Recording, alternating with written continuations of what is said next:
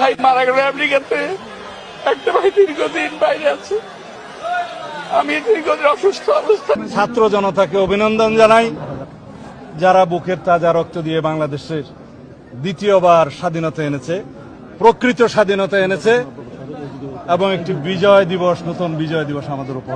School কলেজের মাসুম বাচ্চারা নিজেদের জীবন দিয়ে রক্ত ঝরিয়ে আমাদের কাছকে মুক্ত করেছে, গোটা জাতিকে মুক্ত করেছে, যাদের শহীদী আত্মত্যাগের মধ্যে দিয়ে আজকে গোটা জাতি মুক্তি লাভ করেছে এক ভয়ঙ্কর ফ্যাসিবাদ থেকে। নতুন নতুন আইন হচ্ছে, এই আইনে এখন কথাও বলা যাবে না।